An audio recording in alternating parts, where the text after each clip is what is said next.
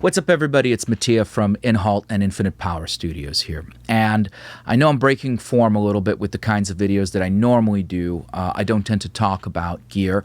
I tend to just showcase it and let the equipment speak for itself. Now, in this particular instance, the Sequential Fourm is something that I wanted to take a second to talk about because I find it very, very unique and very worthy of a conversation in terms of the things that I can talk about. Now, I've been a sound designer and a developer and beta tester with Sequential for a very long time, over 10 years. And I've seen a lot of equipment come through my hands that I've had to work on. And when this came to me, I was really, really impressed with it immediately. And I was impressed with it from several sort of lenses. And that's what I'm going to talk to you about. One lens is me as a musician. One lens is me as somebody who operates a commercial studio. Infinite Power Studios is a commercial facility where I produce and mix every day, and I have to look at equipment from that perspective. And another lens, which is looking at kind of where we're at in terms of synthesizers and synth technology today, perhaps from when I was younger. And what I mean by that is, if this synth had come out when I was like 18 years old, just kind of really starting my career in all of this, what would I think? So those are kind of the 3 points of interest for me. And I think this is really a worthwhile conversation because the Sequential Fourm is something incredibly remarkable. For me, I think the fact that you can have a synthesizer that's so compact yet doesn't lose any aspect of its kind of beauty and design and sound due to the compactness is absolutely incredible.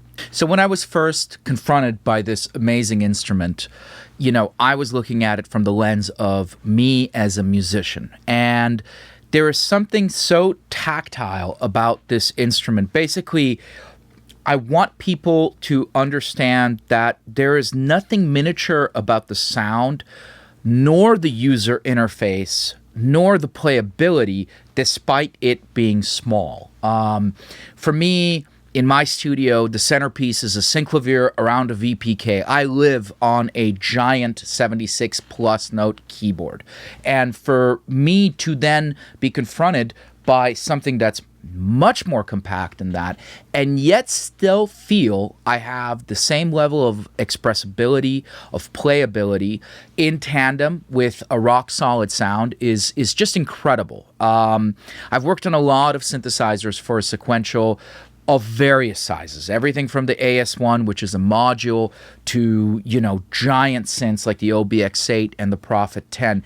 And for me, the Fourm is completely in line with the playability and the workflow of the big instruments. It's the first time I've sort of confronted something that is this compact but still has this playability. And I think the reason why is the user interface, which my friend Andrew McGowan had a lot to do with, is not only familiar to anybody that's used the Pro 1, for example, but also because it's eloquently laid out in a sort of timeless, playable, programmable format. The other big part of it is the actual mechanical aspect and the hardware, right? The keyboard itself is really playable. It has polyphonic aftertouch, and for me personally, polyphonic aftertouch is something that it's like it's a technique in and of itself. You know, you have to train yourself to use polyphonic aftertouch. It's a lot of people on the internet ask about it. A lot of people on the internet want it, but not as many people have actually had the ability to work with it. And I think with a smaller key bed, it's actually a little bit easier. On the synclavier, it takes quite a lot of strength and quite a lot of technique to do something meaningful with polyphonic aftertouch. Here, it's pretty immediate. Also, the responsiveness of the keyboard is immaculate. You know, this isn't like when you're playing a microKORG. This isn't like when you're playing, you know, even the ARP Odyssey Mini. For me, I had that for a lot of years, the Korg. Those mini keys are really tough to play. There's something incredibly responsive about the mini keys on this synth that really separate it from the rest. The other part about the user interface that comes into play here is also the fact that nothing's really buried in menus. You know, for some things, you do have to go in there, but you press a button and the menu takes you to the, you know, corresponding parameters. So for the most part, because everything largely, I'd say about like 85 to 90% of the synth is knob per function, when you do have to dig in, pressing a button takes you to the relevant area. The second lens I viewed the Sequential Fourm from was that of a working producer who makes records for a living and who runs a recording studio. And this lens needs to be informed by slightly different factors than somebody that's just buying it for pure enjoyment. I have very real deadlines I have to hit. I have very real criteria that every single piece of equipment in my studio has to fulfill. Space is limited, and whatever comes in through these doors has to fulfill a very, very specific purpose. And it has to kind of have a reason for being here. And for me, not just outside of the like physical form factor, outside of the hardware, outside of the user interface, the most arresting aspect was the sound of the Fourm. I mean, that was the thing for me.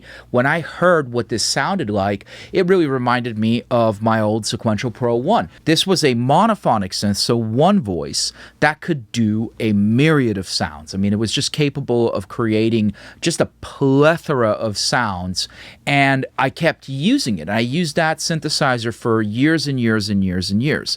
Here, I feel like I have a Pro 1 times 4.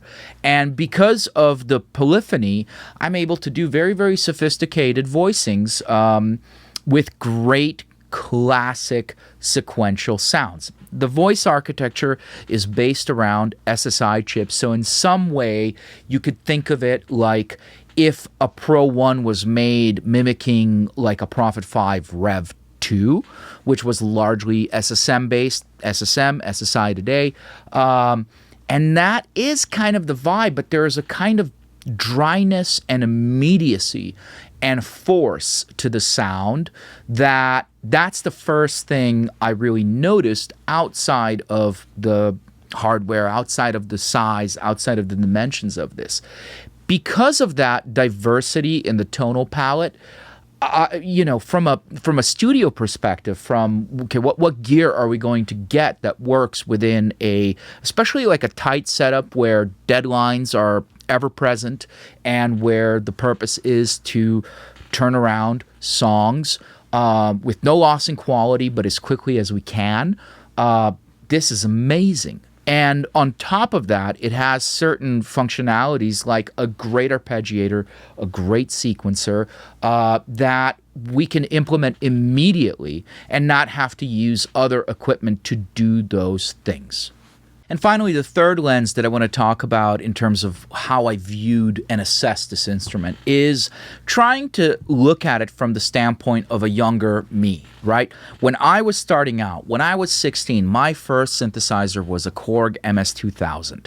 It cost $1,000 for a virtual analog synth. Now, I loved the MS-2000. I loved everything about it. But when I actually hear that synth today, it's very much of its time. It is very limited in its scope. It lacks a lot of charisma and diversity in sound, and it's digital. And starting out, I had wanted an analog synthesizer, but that's just what was on the market. Now, if the Fourm had been around when I was starting out, I mean, this is all that I would have needed just to start with. It is 4 voices, just like the MS-2000 was. It has a clearly laid out front panel. I can grab anything, and if I don't know what I'm doing as a synthesist, if I'm learning what, analog synthesis, what subtractive synthesis is, this is incredible. It's absolutely amazing the amount of controls in a compact space that are available. And me personally, I would have absolutely killed to have something like this. Then you have the sequencer.